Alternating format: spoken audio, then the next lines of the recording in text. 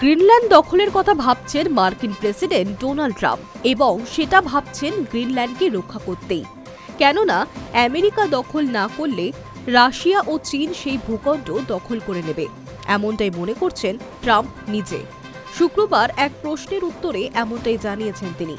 BBC সূত্রে খবর, তিনি এই বিষয়ে জানিয়েছেন, দেশগুলির মালিকানা থাকতেই হবে। আপনি মালিকানা রক্ষা করবেন, ইজারা রক্ষা করবেন না, এবং আমাদের গ্রিনল্যান্ড রক্ষা করতে হবে। কাজটা কঠিন হোক বা সহজ, তারা করবেই বলে জানিয়েছে বদ্ধপরিকর ট্রাম্প। সেই সঙ্গে তিনি বলেন, রাশিয়া ও চীনের নৌবহর গ্রিনল্যান্ড ঘিরে রেখেছে, যদিও এমন দাবির সপক্ষে কোনো প্রমাণ তিনি পেশ করেননি। ট্রাম্পের কথায়, আমি চীনের মানুষদের ভালোবাসি, রাশিয়ার নাগরিকদেরও ভালোবাসি, কিন্তু আমি তাদের প্রতিবেশী হিসেবে গ্রিনল্যান্ডে দেখতে চাই না, এটা হতে দেব না। আর হ্যাঁ, ন্যাটোকেও এটা বুঝতে হবে। বলে রাখা ভালো, ন্যাটোর সদস্য দেশগুলির মধ্যে কানাডা এবং মুখ্য ইউরোপীয় দেশগুলির তরফে ইতিমধ্যেই জানিয়ে দেওয়া হয়েছে, একমাত্র ডেনমার্ক ও গ্রিনল্যান্ডই এই বিষয়টি নিয়ে সিদ্ধান্ত নিতে পারবে। ট্রাম্প কার্যতই তাই ন্যাটোকেও হুঁশিয়ারি দিয়ে রেখেছেন।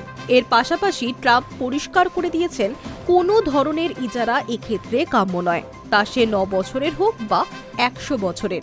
ইতিমধ্যেই গ্রিনল্যান্ডের উত্তর পশ্চিমে মার্কিন সেনা মোতায়েন করা হয়েছে। আসলে ডেনমার্কের সঙ্গে যে চুক্তি রয়েছে আমেরিকার, সেই চুক্তি অনুযায়ী যত খুশি সেনা সেখানে মোতায়েন করতে পারে হোয়াইট হাউস। কাজেই তার চীন ও রাশিয়ার বিরুদ্ধে অভিযোগ আনা আসলে নিজের বক্তব্যকেই প্রতিষ্ঠা করতে চাওয়া। সেই ব্যাপারে নিশ্চিত ওয়াকিবহল মহলের একাংশ। এদিকে গ্রিনল্যান্ডের অভিভাবক ডেনমার্ক স্পষ্ট জানিয়ে দিয়েছে, তারা গ্রিনল্যান্ড বিক্রি করতে চায় না। এদিকে হোয়াইট হাউসের একটি সূত্র মার্কিন সংবাদ মাধ্যমে দাবি করেছে, গ্রিনল্যান্ডের এখন সব মিলিয়ে 57,000 মানুষের বাস।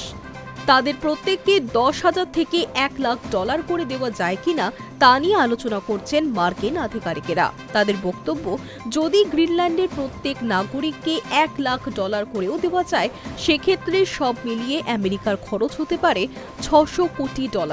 গ্রিনল্যান্ড অধিগ্রহণের জন্য এই অঙ্ক খরচ করা সম্ভব বলেই মনে করছেন মার্কিন আধিকারিকেরা। High news network.